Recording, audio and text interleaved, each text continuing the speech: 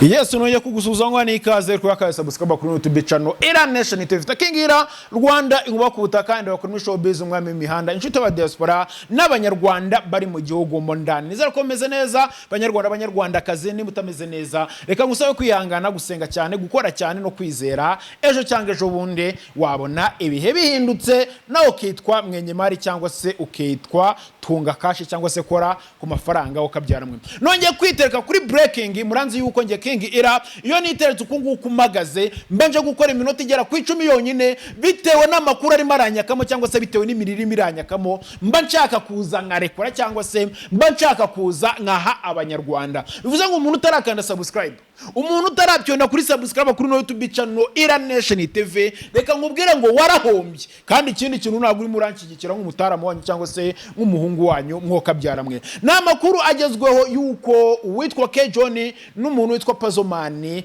baritawe Muriyombi cyangwa se mu baboko atarayabo mwokabyara mwe ushaka kwibaza uti ni ibintu byagenze gute murabizi uko mu minsi yashize hari video zagiye hanze cyangwa se ni video imwe yagiye hanze y'umuntu witwa Yampano arimo aratera akabariro arimo agira uko yigenza n'umudamu we bashakanye cyangwa se babana mwokabyara mwe bivuze ngo iyo ari ugutera akabariro ni igihe hari ibyo uri murakora cyangwa se urimo wenda wishema wenjoyinga n'umudamu wawe mwashakanye muri cya gikorwa kibera mu buriri bitandukanye n'abandi babikora bagiye kugura cyangwa se waterese umukobwa bati babarurume ukabona ragwaye birabyo byitwa ubusambanyi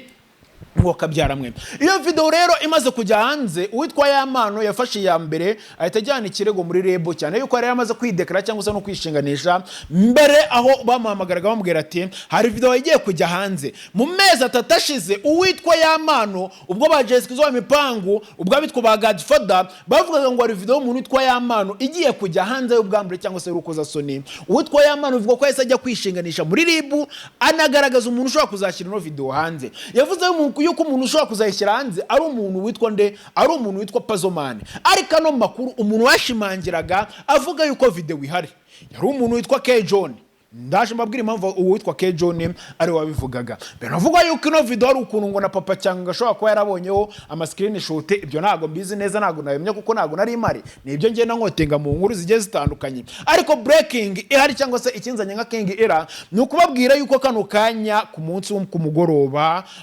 umuvugize w'urwego rw'ubugenzacyaha rw'igihugu RIB Dr. Murangira Bitsire yarayatangaje yuko bamwe mu bakekwa cyangwa se mu bari gukurikira hari abo bari gukurikirana bakekwaho kuba barasakaje video y'urukoza soni cyangwa se video y'umuntu witwa Yampano arimo atera akabariro abo bantu ushaka kwibaza ngo ne bande bivugwa yuko umuntu wasakaje ira video ari umuntu witwa Pazomani ndetse n'umuntu witwa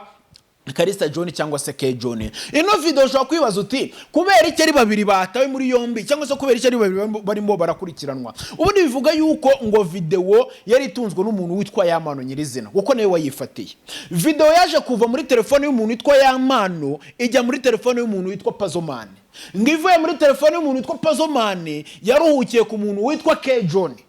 rero urwego rw'igihugu rw'ubugenzacyaha RIB ngo urimo rurakora iperereza kuri abo bantu kari babiri ngo barebe hagati umuntu witwa Karisa John n'umuntu witwa Pazomani bimeze gute wasakaje ira video ninde mwokabyara mwe murabizi uko mu minsi yashize twabonye witwa Pazomani ifasha ka video aravuga ngo yaje kuvumbura cyangwa se yaje kumenya yuko RIB irimo iramushakisha kugira ngo bamukurikirane n'undi bino bintu kuko ari amaze gukorwa ibiganiro byinshi cyane hamaze gukorwa ama live menshi cyane bivugwa yuko witwa Pazomani ari washyize iriya video umuntu witwa Yampano hanze bitewe nuko ngo batandukanye nabi ubwo witwa Yampano yishakiraga umugore uwitwa Pazomani akajya ashaka gutora ubusurira ariko uwitwa Yampano avuga ati bunsohokeye mu rugo ubugiye ndetse ngashaka no kumusapotinga ngamufasha gukodesha inzu ariko witwa Pazomani niyabyumva neza murabizi yuko hakozwe ama live kwa Godfather hakorwa ama live kwa Dumba utwa Pazomani abantu bose ahari agaragaza yuko izo video ari gushinjwa atari wazishyize hanze nyuma yo nibwo uitwa Pazomani ngira ngo umutima waje kuba mu gihe cyangwa se umutima uradunda buriya hari igihe ikintu kibukumva na mahoro ufite yaje gufata ka video aravuga ngo naje kumenya yuko RIB irimo iranshakisha nkora iperereza kandi nigeze kuba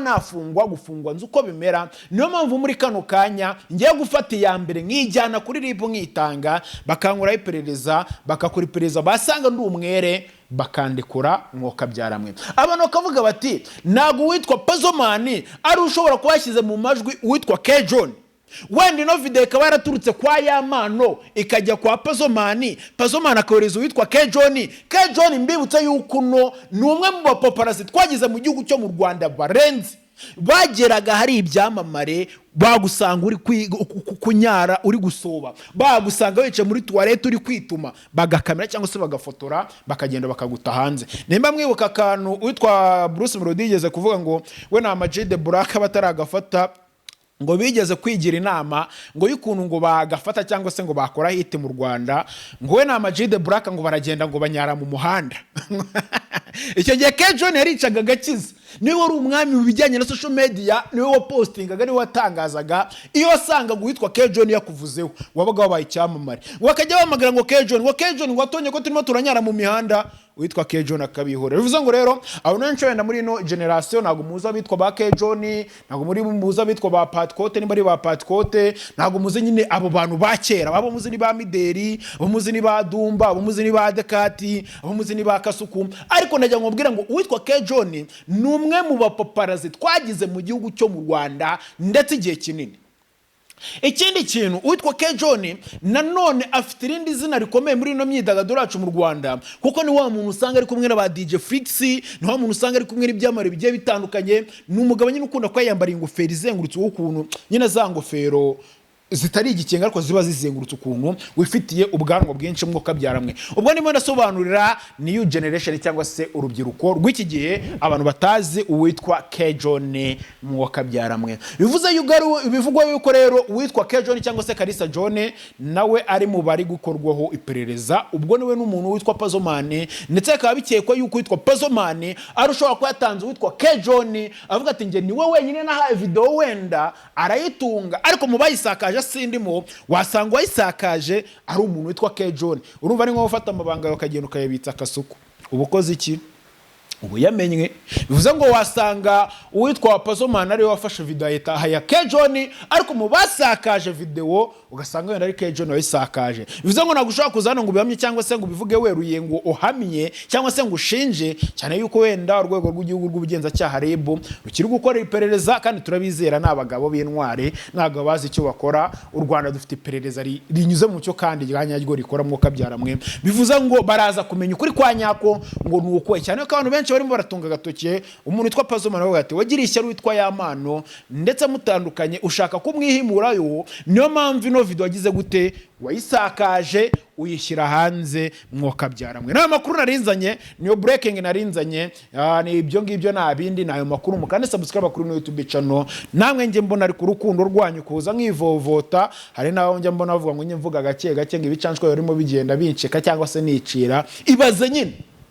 ibazo no mwuka manimo ndakoresha, ariko nuze ngo ubyonde kuri subscribe mwuka byaramwe. Nimugira ikigongwe mbasabye mbinginze abanyarwandakazi ba diaspora barundi namwe bantu bose mugiye mutandukanye muze kuri no YouTube channel Ira Nation TV. Jya kuri YouTube channel andika ngo Ira Nation TV ukande subscribe gusa. Ni nk'amakuru y'ibiwa cyangwa se amakuru y'ibicupuri uzakora ni sub. Icyo ni ikintu mwemereye, cyangwa se nubonanemo ngo content zifatika uzaza ukore unsub, ariko mugende mukande subscribe muteze imbere umutaramu kingira mu muteze imbere, kandi ndizera yuko byaba ari ibintu meze fresh, ari ibintu biri clear. Mukande subscribe rero tujye tubona bya buri munsi. God bless.